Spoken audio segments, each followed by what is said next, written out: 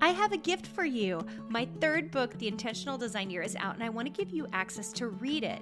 To get the digital copy for 1 month for free, go to www.designsuitecourses.com/intentional. Make sure and do the www because for some reason that's the only way it will work. Anyway, this will get you free access to read the book for an entire month. If you love it, you can always go to Amazon and get the whole book plus the prompt journal. Hi, this is Carina, and today on the Make and Design podcast, I have one of our University of Arts and Design students, Brenna Powell. Brenna, we're so happy to have you here. I'm so happy to be here. I love coming onto your channels and being able to talk to my friends. Yeah, I asked Brenna kind of last minute to come on because I was like, you know what? It's beginning of the year. You guys are here in January listening in. And I thought we could talk a little bit about what we saw in the capstone projects, which is our like kind of our high level senior project that we do in the Masters of Arts degree. And we do it for 2 semesters. So Brenna did summer term for her first one, and then she did fall term. And I actually have we're pre-recording this. I have zero knowledge of how well it's going for this term, but we are doing this in a very soft economy, which is also a really interesting thing. Let's first start with summer capstone and what Yeah. you decided to do for that business endeavor. So I am in like two shops, and one of them is Silhouette and one of them is Etsy. And so I have in the past really loved my Etsy shop. It has done very well for me.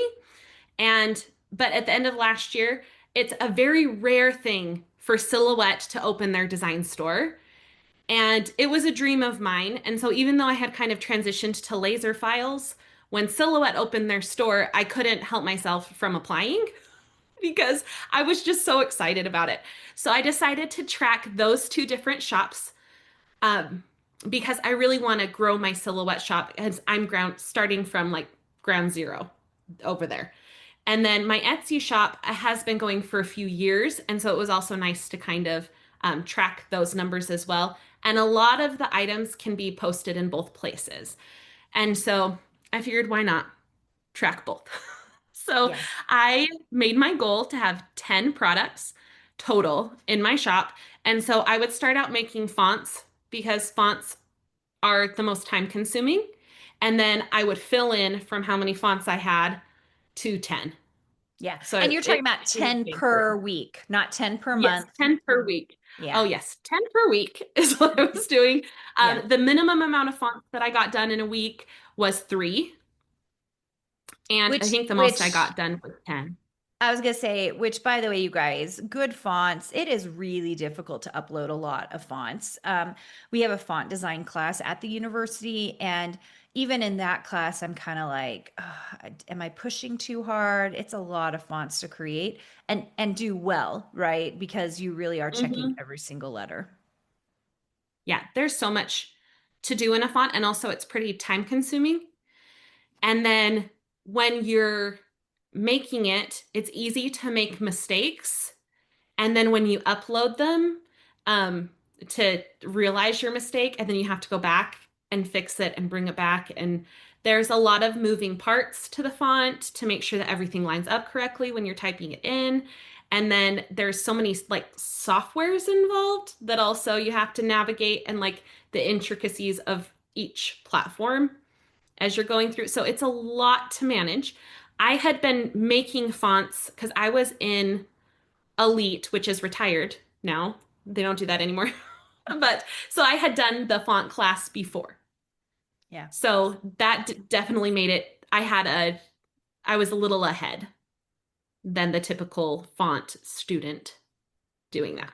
But Yeah, you guys have had um an advantage at the university, those of you who were in Design yeah. Suite, because I feel like you kind of knew what was up and coming. It's been Mhm. surprising. I shouldn't have been surprising. The students who have not done Design Suite, how they did have to push so much harder to catch up to you guys. Yeah, and there's a few gaps that I feel like we have me and the other students that have been in Design Suite for a long time have just slowly gathered these things from all of the lives and all of the like the community. and things like that that we've picked up along the way that when you're doing the class, if you have like a question, we have all those things to fill in. Where Hmm. if you haven't done Design Suite, like you're just kind of, you know, I don't know, chat GPT it probably. I don't know. Yeah, I know. There, you guys suggested a couple of things that we ended up adding to the capstone this semester, including we do like an SEO Etsy thing in Design Suite that we ended up adding in. You use mini glyphs, we use full glyphs, and so you did a little tutorial for the font class just to help people out who had a different version. I actually was surprised because, Carla used a totally different version on a PC They did. Yeah. and she just went for it. And truthfully, that's the way college is really meant to be. I was just down at my Mhm. alumni at BYU, and I was asking I was in the communications with an advertising emphasis lab, and I said, do you guys actually teach the programs, because you're here, you guys are designing the stuff? And they were like, no, we don't teach it, they have to just learn it on their own. We teach problem solving. And truthfully, for the most part, at a university, you are supposed to learn like the big concepts. And when it comes to the tech, the students really are supposed to figure out the tech pretty much on their own, which I know sounds a little bit crazy because Mhm. we do handhold quite a bit at the university and teach people as much of the tech as we can. But that's actually not typical. Yeah. And it is kind of crazy though to think, but I think that's it's the problem with college, right? Is that you go and you learn all these overarching theories and then you actually get somewhere and you're like, what am I doing? Or Yeah. they're using this thing, I don't know what this is. And Yeah, it's so true. I Or you work for such big clients and you would normally never work for a big client. I looked around the room and I was like, Mhm. how many of these students are ever going to do a job for, and like name a big client, Nike? It's like they're probably Mhm. never going to work for a client that big with a monstrous budget. They're just not. Well, and if they are, it's not by themselves, and they're Yes. not going to be the one necessarily calling the shots. Hmm. So it's a whole different ball game at that point. It's so interesting, But, isn't it? hmm Capstone has been interesting to me because as I've watched you guys do it, and you were very diligent about your 10 weeks that you were able to get done in the summertime, and then the data that you got afterwards, is the number of students who said, oh my gosh, this totally actually works. Yes. Well, and this is another thing that I think was interesting about being in Design Suite and then going to the university and doing this capstone is I was already committed to 10 a week previously. Hmm. And I was doing it like religiously before this anyway. And then I started taking school, and my biggest hurdle with school was like, well, but I'm not putting in my 10 things. Like, I'm Hmm. so busy doing these classes, I'm not getting my 10 things every week, and I'm disappointed in that. I was still getting stuff in, it just wasn't as consistent as I wanted it to be. So when we got to Capstone, I was like, finally, we're back. Like, let's get in, let's get into it. And um, I noticed that there was other classmates, which I love dearly. I love them all, that they had never done 10 before, or they had never, it was such a stretch to get that much in. And then also, they were hesitant to make a plan, even because it was like an overwhelming workload to them. And so there was some, like, not everyone's path was as straight as mine was when I started because I was like, this is what I'm going for. This is what I want. I know this works. And everyone else, like, took a little bit. And Yeah. sometimes it feels a little like show and tell of being like, hey guys, look at my stuff. You could do this if you wanted. Yeah, I And think it's financially interesting. too, when we saw your Mhm. charts versus everybody else, everyone was like, "Oh shoot, like Brenna's really making some money here." And I do think Mhm. that was really nice. I actually thought that we had several students who did multiple things where they tested and were curious about things. I actually Yes. didn't mind hmm that either. I thought Yeah. that was quite lovely because if there's ever a place to experiment, it should be in college, right? Yeah. Well, and then there's always an experimentation period to figure out what is going to make you money. And I just did that experimentation phase even like before I got to Design Suite, Like I had already weaved around a little and made a decision. And so everyone else was doing the just the beginning part. of making the decision. And overall, like they're getting down to it a lot faster than I did when we're all said and done, like time wise. But I just when we started Capstone, I already had the game plan. Yeah. That's So why I do like for the Masters of Arts and the Masters of Fine Arts. It's not called Capstone in Fine Arts, it's called Digital Strategies. But what I like is that there's at least 2 semesters. So you can have a curiosity semester and then a total implementation semester. Man, I was like, man, if I were in charge, which I am, but I'm not in charge of the way we do credit hours, I would make you guys do it for 3 semesters. But there just simply isn't enough yeah, time in a 36 credit hour or a 60 credit hour situation, which is a bummer. And I'll tell you yeah, why I think 3 would be the magic, because then you would have one whole year. Because one of the things I really like is that you have, like, our group did summer and then they did the fall. But now they don't really have data for the spring. My hope, of course, is that you finish at the university and you keep going. I'm not worried about you. Of course, you're going to keep going because you're like, I have this business and yeah. it's going and I'm making money, right? But for Hmm. everybody else, and there are several of them I'm not really worried about, my hope is that they don't lay off the 10 per week or 20 per week or 5, whatever they've been doing, depending on their product. They don't lay off. And in fact, it feels easier because they're not taking coursework at the same Yes. time as running their business, which is one of the goals. Hmm. Yeah. Well, and the other thing is that since I've had my shop open for several years now, and I've been doing this for a while, especially in my Etsy shop, I know that the pattern is like we're putting those listings out, like we're planting the seeds this year, and the harvest isn't going to come till next year when it comes through because those listings will have all of this like SEO behind them and all of the longevity and all of that. And so when it comes to next year, then that is when you start to see what's popular. And so I don't think you can even judge what your popular items are until they've sat in your shop for a year. And this year specifically, so last year I posted an earring design. I loved them. And I was like, I'm going to make these and give these to all my friends. Like, these are fabulous. And I posted them in my shop and it was just crickets. Like, no one was coming to them, getting them at all. And I posted in this year, I found the listing again and I posted in like a Facebook jewelry laser group and I posted the photos of them and I was like, I have this file in my shop and it's not selling at all. But to me, this is like the best earring file I've ever made.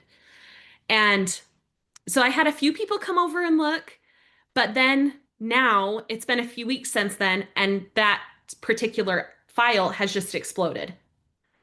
And so it's, I don't know. And then I had the same thing happen with a Halloween file where no one wanted it. I was like, I'm just making my 10. And it was kind of just like a, whatever, this is good enough and put it out. And this year it has like a cult following and I've sold it so many times. And so you just don't know. You have to plant all the seeds and wait and see what grows and then just keep planting more seeds because you want seeds that grow in every season and not just the end of the year. Yeah, I mean, perfectly said. But furthermore, what I love is that you then watered the seed. A little bit of Yeah. marketing, like you went and posted in a Facebook group, and I know you do quite a bit. We have a branding class, and you were very Hmm. dedicated to doing all of your shorts and stuff that we do in our branding and social media class. And it's like you have to constantly be watering those seeds on top of it to make sure that people are seeing them because of that very thing. Something you made this year next year could blow up. And that happens to me all the Hmm. time. Yeah. And I was barely in the silhouette shop last year in October. And the same thing has been true there is my stuff that I posted last year, that was like my very first things I posted, are more popular than the things I'm posting now this season. And I think that it's because of the time that they've sat and marinated, if you will, Yeah. on Yeah. all the Yeah. sides. We love the marination of Yes. products. And it's really a huge thing to say this, especially as product designers, that if you are unwilling to play this long game, you simply cannot win. Mm-hmm. It's true. I It think is very true. it is rough because I think people expect an immediate return on investment. And I truthfully don't know of a single business where you have an immediate return on investment. Most of Mhm. my businesses take about 5 years or so to really accumulate and do what it needs to do. Yeah. Well, and especially you can't plan on the economy either. Like it's up and down and all over the place. I feel lucky this year that I'm finally in a spot where my income with my shops is just a little bit over what it was last year. And we're talking like 3% over Mhm, what it was last year. Not a lot. mhm. Um, but with the state of the economy and like people not being able to afford to live right now, I feel very blessed to be able to have my shop being just where it's at. Yeah. I agree with you, and I'm the same way about pretty much all my businesses at this point in time, which is pretty incredible. Mhm. You said something to me this summer. You hopped on a Marco Polo and you said, and it really stuck with me because I was like, wow, this is amazing because I was just not sure because summer is always a terrible time for designers. You said, Karina, this capstone class is waking up my shop. Will you talk a little bit about that? Okay, so I got into the silhouette design shop. Should I have? I don't know because my my focus was laser. I was making money with laser files, and so I knew that it would take extra time. And then every time you're starting a shop, it's a whole production of getting things ready. And then besides that, like I'm making cool laser things, and I'm like, how can I make this in paper? So I'm getting real creative. And I was a little all over the place, but I was like, I need to focus on silhouette. I need to have the time to do that because I want to put my best foot forward here with all of my friends that love paper. And so I was posting there. And so my laser files, they were taking a back seat. And like I didn't kick them off the train, but they were not first in the lineup of my priorities. They're probably on like the fourth cart, somewhere around there. So I when I came into my capstone, I was like, I'm gonna stay committed to doing both and doing a fair number of both, and fonts can go into both. So I have that going for me. And then everything that I put on my silhouette shop can be moved over to my Etsy shop too. Mhm. So with that, I was posting more in my Etsy shop, and I just slowly saw it like I'm getting more views, I'm getting more sales. And like in the summer, you don't expect it. You Mm-mm. expect it to be low and sad and to cry a little bit. But I Crying a little wasn't. bit is real. It is really real. It's gonna be 18 years. No, it is 18 years that I've been doing this, and I will tell you, every summer I'm like, why did I think something Yeah. different was gonna happen? Well, and I feel like every business has a season because my husband, he's a mechanic, and around Christmas is their slow time because no one is fixing their cars. Everyone's saving up money for presents, or other things. They don't have the money necessarily. So they're like, oh, well, we can make it till January. And so in December, every year, my husband's always like, I just don't think it's going to be good again. Like things are bad. Like roll back, stop eating out. We're pausing. And it's just, I feel like every industry has that. And um, it just so happens that design is summer. And so I always in the summer expect to be sad. And this summer I was not sad. It was, it was Because of great. capstone class, Yes, because you because of really, capstone. well, it was nice because, as you said before, the problem is, of course, doing schoolwork on top of running your business at the same time, which Hmm. is ironic since the whole point is to run your business. Yes. But it was nice that it was actually a class, so you were getting credit for Yeah. running your business. Hmm. And another issue that I had in the summer is all my kids were home and Yes. they were all needing me. Don't even talk to me And about this. right, they're all, All the moms out there, oh my gosh, summertime is madness. it is. And it's like you think like, oh, we'll just be home, we'll just hang out at home. But like they need to be fed all the time. And oh, it's never ending. Like, do you need that many snacks? I don't think you do. This whole thing where you have to feed people, it's like, It's the crazy. worst. Oh And man. bathe them and clothe them, wake them up in the morning. Actually, my favorite is my kids would sleep in, and that's when I would get the work done. It's like they would all sleep Yeah. until 8. When they were littler, they'd sleep until 8, and I would get up at 6. And I was like, these are the only 2 hours I might have today, you know? Yeah. No, what's the worst? Now my kids are older, and then also in summer particular, when it gets late, lighter, it's lighter later. And so I would plan to do things after my kids would go to bed. But I can't, my kids are old enough now that I can't be like, oh, the sun went down, it's time for bed. Like they don't believe me anymore. Like, oh, darn, the sun said you have to go to your bed now. I wanted you to stay up. I really did. But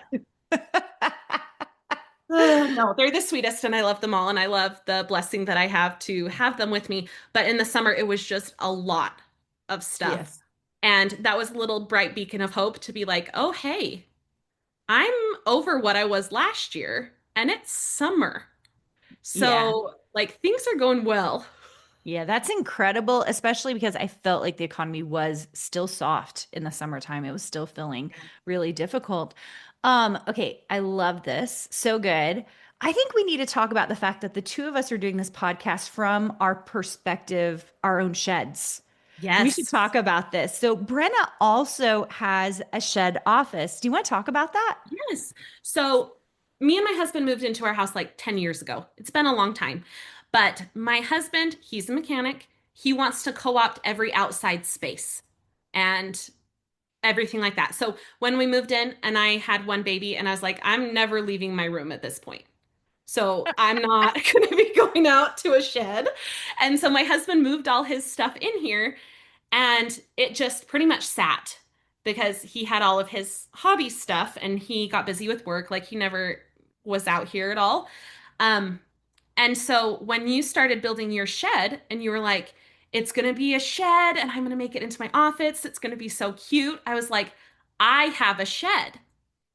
I have a shed. Like, what am I doing? And so I came in here and it needed to be all cleaned up. There's cobwebs everywhere, and we had like some super old cabinets. And the lady that lived here before us used this for like doing leaded glass indoors. So there was a few things that I could use and repurpose. And but anyway, when I was moving my stuff outside, my husband was like, "That's a great idea." He started to help. Um, and so everything kind of turned out. He helped me. You can see I didn't have vents, and so my husband helped me drill the hole straight through the wall for my vent for my lasers. I don't have a ton of power out here, so I'm using like I'll tip you up. You can see I've got like a thing in the ceiling that is And do those connect to the house? they do connect to the house. So I have, well, it's like, and it's all safe. Like it has all been run by an electrician and everything's okay. But I just don't have electricity run all the way through.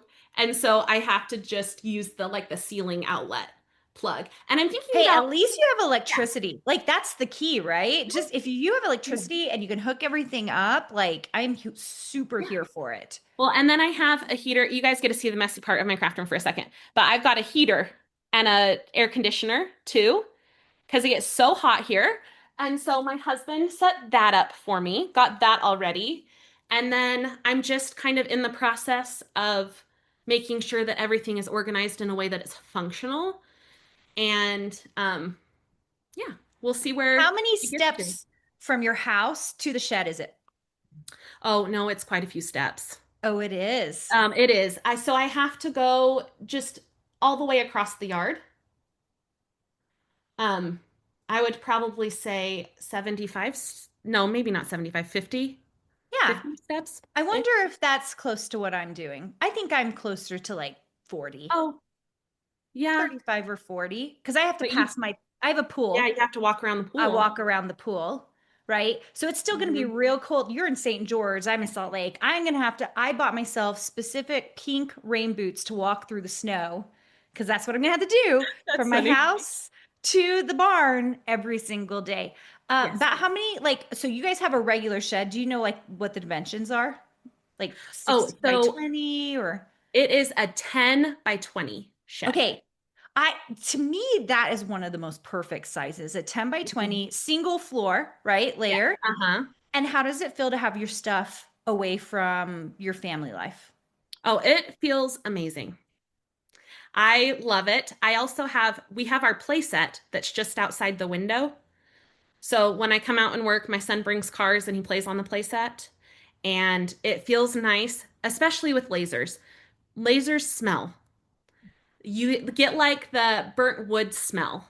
And when it was in my house, I felt like every time I'd use my laser, it would take like a day for the burnt smell to leave the house. And I did not like that. So right now, when I have the lasers running, I have a double door at the front of my shed. So if it starts to smell in here, I can open up the doors. I can start the fan in the mini split to move the air around, and it doesn't smell as much. I don't smell as much, and it works out. Yeah, that is so good. We were just talking about possibly getting a laser for my barn, and I was like, I think I'm gonna put it on a cart so I could just roll it outside when we use it if we decide we're gonna do that. Because I Mm-hmm. do not want the smell in the shed. Like, and Yeah. we have two layers because we have a loft space, and I do not Mm-hmm. want it. I feel like everything smells like it makes its Yeah. way up. Yeah. It's like a campfire type of a smell. Like if you had a wood burning stove in your house, it's very similar amount Mhm. of smell from Yeah. that. Okay, well, I love that you have a shed. This Yes. whole she shed thing has been my favorite thing ever since we started working on the barn. At first, I was like, what am I doing? This is crazy. But it has made a huge difference in my life to have a workspace separate from my family and have Mm-hmm. never had that before. In fact, for the longest time, many, many years, I worked in a bedroom or at the kitchen table with my family hovering around Yes. me. Mm-hmm. And that's just Yep. the way I did it. So, I this still sometimes do that, depending on if my son needs his supervision needs, you know? Yes. Yeah, absolutely. Okay, let's roll back around to this semester and your capstone. I have no idea how it's going because we're pre-recording this before our end of semester. So, do you want to talk a little bit about what you're seeing now? So this is so fun. I feel like I'm giving a little sneak peek. It's like super cool. But so far, I am staying above where I was last year in my Etsy shop, which I am incredibly proud of. Um, and then another thing that is really cool in my Etsy shop is that from this time, so when I started putting like, let's say paper files or vinyl cut files into my Etsy shop, it was hard for me to be seen because they were Etsy, the algorithm, they were categorizing all my stuff as laser cut files. And that's because I was in deep there. So the really cool benefit that I've seen is people are starting to come for my paper files and they're starting to be able to find those paper files. So I finally gathered enough um what is it? Enough listings in the paper space for Etsy to now categorize my stuff in that space, which is it's a hard thing to do. Like it takes a long time.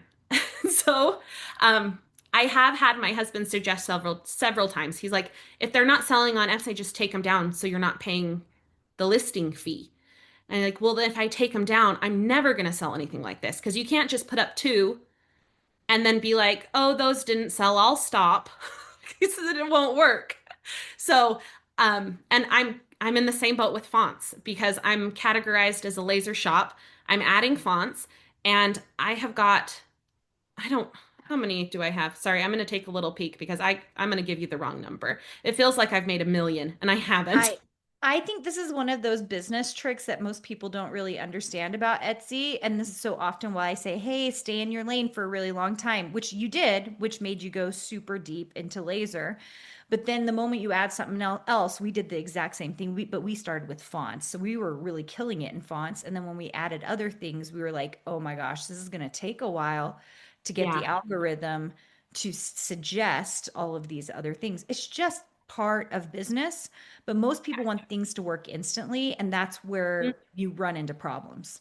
Yeah, well, and the way I think about it with my Etsy shop in particular is if I was out at a lake fishing and I really want to catch a fish, I am going to put out as many lines as I possibly am allowed to put out. I know there's laws, okay? So I'm not going to go put out 1,000 fishing lines on the lake. But if I put out, let's say I can put out 10 poles out into the lake, and then I'm going to want to put them out and cast them out as many times as I can. And that just ups the chance that I'm going to catch a fish. So every single listing you put on Etsy is like you're throwing out bait into the Etsy universe to their customers, and you're just waiting for the customer that wants what you have to come by and take the bait. And then you make a sale, and it's great. But if I'm pulling in all my lines because I feel like that they're not gonna catch a fish, then they're not out there catching fish. Like you have to put it out to get it back. And it's kind of silly to think that I can just put out two when there's millions out there. Yeah. And I like the analogy of fishing too, because when you think about the fish you catch, like if you're looking Mhm. for, I really know nothing about fish. This would be like my husband's like expertise. But like let's pretend there are Yeah. two types of fish and type A you just keep catching over and over again, like your laser file people. It's like, oh, I keep catching these people. It's great. It's gonna take a hot second to get the second bite on a different type of fish if it's a little more rare, or you don't have Yeah. the right bait for that fish, right? So it's Mhm. like you have to kind of figure it out as you go. And a lot of times, I think a lot of good business mentorship and advice, what we see in the Capstone project, and then, of course, what we do in Design Suite is the idea that you don't know when it's time to pull the line. Like, is it worth keeping it in, or is like you haven't put enough time in and you need to put a few more lines out? Hmm. Well, and then I was listening to you on another podcast. I think it was the paid podcast. So sorry Yeah, for that's okay. You here. guys can hear about what we talk about. Brenna agreed we're going to talk about New Year's goals and stuff on the Design Your Yes. Life podcast. Okay, you can tell everyone what I said over there. But you were talking about shiny object Oh, syndrome, yes. Yeah. right? And how hard it is. And you were talking about it like a road, and like there's something shiny off the side of the road. And so you think I'm going to turn off, like you want to go that way and like get it. But like I was thinking how tricky that analogy is because sometimes they're just right in the road, right? And you're like, Yes. and you feel like you can totally justify packing that Pausing for a along with you. second and picking it up, Yeah. right? Mhm. But the more time you spend picking those up, like you're not focused enough to make a difference anywhere else. Or like if I came to Etsy and like the lake and I threw out a bunch of lines and then I saw like, oh, this lady at the other lake down the road, she's catching more fish over there. So I'll just reel these in real quick and head on over there to that one. Or maybe I'll leave these 10 and then hop over to that one and then come back here and then hop over to that one. And it's like, Yeah. no, you're not focused enough on one thing to catch a fish Yeah. because you're trying to catch a fish in too many different spots. It's taking too much time to go from this one to that one and that one to this one. And you're Mhm. missing time when you could put out more lines here where you are. And the Yeah. grass really isn't greener anywhere else. The And you're grass is, missing all yeah, the fish that are pulling on the lines because you went to go visit the other lake, right? yeah, Or uh-huh. the analogy of the shiny object, if it's right in the middle of the road and you go pick it up and then you pick up the next one and you pick, soon your hands, your arms are so full of shiny objects that you're moving so slow that you can't do anything else. And it's like the release of those things is the only thing that will make you go faster. Mm-hmm. And I don't know. It's a thing in Design Suite, and it's hard, especially at the university, because it's like, oh, I'm required to take a fabric class. Like, so like literally I am like this is what I'm supposed to be doing. But like I can't become a fabric designer today. Like I'll turn in this project and I will be like, oh, what a fun thing. This is what I'm doing. Right. But everyone gets stuck in the shiny objects, and you have to like get to the point where you realize like the grass is going to be greener where I water the grass. Yeah. Well, you were unique in the university in Mhm. that, and you were the one who actually said this. And I was like, thank you for saying this, Brenna. We built the university coursework so it was stepping stone. So let's pretend you never were in Design Suite. You didn't know anything about creating a design business. Um, if you had gone into surface pattern, die cut design, like, because we give you all these product classes, it's more of an exploratory stage where you can decide what you like. For you, it was like, oh, I better not be distracted. But for Yeah. almost everybody else, it was like, I'm exploring all the different product design areas that I could possibly have before I hit capstone and I start building my business. So I think Mhm. that's the difference between you and the normal student. Yeah. Oh man, it was hard because I was like, I want to do a good job at this. Like, I really want to do so well at this, but also don't make this your personality. Don't let your ADHD attach to this. We have to let it go.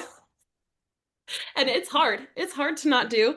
And I have a hard time with shiny rock syndrome, and I know so many of my friends from Design Suite and the university that do too. And you just have to have a really hard talk with yourself and be like, stop it. I know it's I'm tough, doing that. but I mean, it's something we all fight against, like, Hmm. especially as, first of all, designers who like to do lots of different things. But Hmm. truthfully, it's an entrepreneurial trait to want to start Yeah. things. We're good starters. A lot of people are great starters, where it's much harder to be long game people. That's Yeah. really, really hard. So, and you guys are not alone because clearly I've owned lots of businesses and that it really like shows you like Yes. that you have to like, I mean, I think about all the times I had to stop myself and be like, we're not doing that, Karina. We're not doing that. Yeah. We're not doing that. We're not doing that, you know? But it's Hmm. tough because I have great ideas every single day, as I'm sure you Yeah. do. I do for sure. And I'm like, you know what I would be really good at is if I just made a baby blanket business and just make tons of patterns for baby blankets, and I can customize them with their names. And then I can even make wall art that matches the baby blankets. Oh And my then gosh. it could be so great. No. And then like at 1 in the morning, I'm researching the cost of double gauze from China shipped to me in bulk. And then I'm like, you know what? Go to bed. You're fine. just just put it Go to away, bed. push it away, go to bed. It's always at 1 o'clock in the morning or in the shower for me. Like I'll hop out of the shower and I'll write down like 5 things. And I'm like, okay, I'm just gonna stick that away for 1 second and see if that was as good of idea in the middle of my day when I'm working, you know? Oh, and what really gets me is if someone is selling the items on Facebook Marketplace Oh, of course. for a thing. And then I'm like, oh, that's definitely, I have been trying really hard not to buy an embroidery machine. Like, like it is such a struggle, especially with Christmas coming up. Like, think of all the stockings I could embroider. We're not going to talk about it. I But almost no. just bought an embroidery machine. Yes, I Let's had one not talk person, about it. I had I one person ask me, and I'm like, I can make that my whole personality. had I felt like I had real good justification for buying one too, because at the university we do embroidered Oh yeah. sweatshirts, right? And I was Hmm. like, oh, I have such good justification. I was like, Karina, this is not your business. It is, you're just doing a service. You may not own an embroidery machine. You may not. You may not. So, anyway, Yes. this is so good. Brenna, will you tell people where they can find you if they want to come see what you're up to? Yes, I would love that. You guys can come find me at under Crafting with Brenna, um, on Instagram, on TikTok, on YouTube. If you want to subscribe to my YouTube channel, I would love it because then that'll make me feel like there's actually people watching. So, And Brenna is with a double N. So it's yes. Brenna. So Ooh. if you are listening in and you don't know how to spell it, first of all, check the show notes. But go check her out on all the different channels. It's Crafting with Brenna, Brenna. So I think you guys will really enjoy what Brenna has. She's very delightful on Instagram and TikTok. I'll sometimes share her shorts if I run across them because she is very clever and fun. Well, I am a hot mess on the internet and I love it that way. So, if you guys are interested, come on over. Yeah, it's super duper fun, you guys. Well, Brenna, thank you so much for joining with us. She is, by the time this podcast comes out, she will be graduated with her Master's of Arts. Yes, we're That's so crossing our insane. fingers. I haven't finished that accounting class. I know she was just saying because she likes Amy. Amy is our Oh, accounting professor and love she's her. phenomenal. Fabulous. But accounting is rough. It is. All these words mean something different than I thought they meant my entire life. Debit, I'm trying to credit. figure that That's out. my favorite one is debits and credits. Like they totally screw with me every single Yeah, time. every time. And I'm like, what's plus and what's minus? I have no idea. I I have no know. idea anymore. It's so good. Well, thank you so much, Brenna, for being on. Guys, I hope you enjoyed this and we'll see you soon. Bye, guys. Want to hang out more? Go to designsuitecourses.com/free to get our weekly freebies and patterns, die cut files, and more. Can't wait to see you there.